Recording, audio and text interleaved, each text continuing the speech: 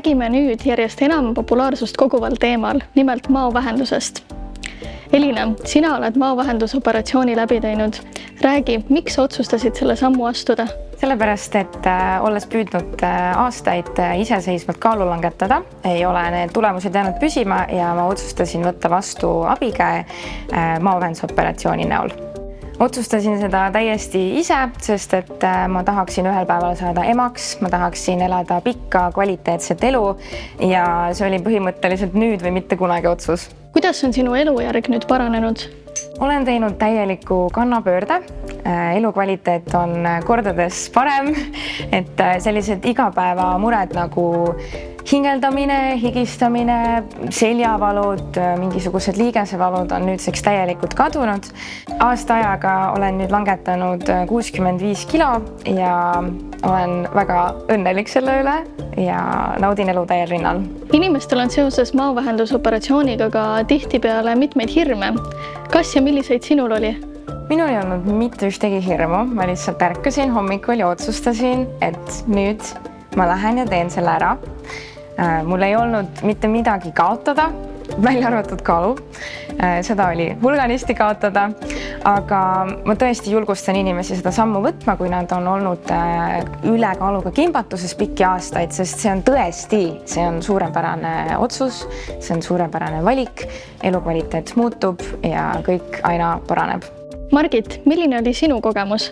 Alles natuke üle 3 nädala tagasi tehti mulle bypass-operatsioon. Kuna ülekaalu on liiga palju, kaasuvad haigused on diabeet ja hüpertoonia ja siis on veel siin kilpnäärme probleemid. Aga oma 51 eluaasta jooksul olen ma korduvalt pidanud erinevaid dieete ja üritanud kaalust alla saada.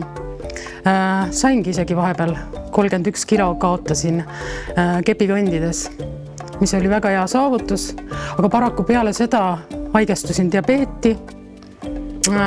Mingi aja möödudes loobusin suitsetamisest ja need andsid jälle tõuke sellele, et kaal hakkas tõusma ja tõusis jälle 27 kilo võrra. Et kui tuttavad ütlesid, kas sa ikka lähed, et augustikuu veel mädanemiskuu, ma ütlesin selle peale, et see on mu sünnikuu ju, et mina küll ei karda, mina lähen, minu prioriteedid on paigas ja ma lähen teen selle ära ja ma tegin selle ära. Te tunnete kohe, mina tunnen praegu 3 nädala möödudes ennast täiesti, mul on küll ainult 9 kilo läinud ja ma tunnen teise inimesena, ma juba läbin 10 kilomeetreid siin. Ütleme kuskil 6 kuni 10 kilomeetrit päevas võin vabalt kõndida nii ära, et mul ei ole väsimust, mul ei ole liigesevalu, mul ei ole mitte midagi, mul on nii hea enesetunne, pigem saan energiat sealt juurde. Et enne ei olnud tasakaalus mu tahtejõud ja füüsiline jõud. Et tahtejõud oli nii palju, aga füüsiline jõud jäi sellele alla. Nüüd ma juba tunnen praegu, kui mul on nii vähe möödas sellest, tunnen ennast hoopis teise inimesena. Doktor Kaur, mida maovähendus endast kujutab ja kellele see mõeldud on?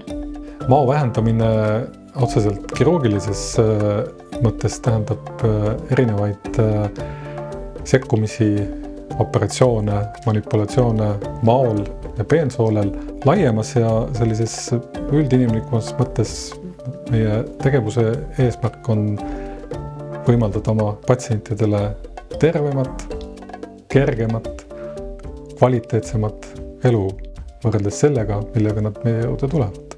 Maovähendusoperatsioone ehk kaalukirurgiat võiksid kaaluda need patsiendid, kelle kehamassiindeks on vähemalt 30, kellel esinevad erinevad rasvumisega kaasas käivad terviseprobleemid, kroonilised haigused, siis juba varem nimetatud teise tüübi diabeet, näiteks kõrgvererõhktõbi, uneapnoe, erinevad selja, liigeste probleemid.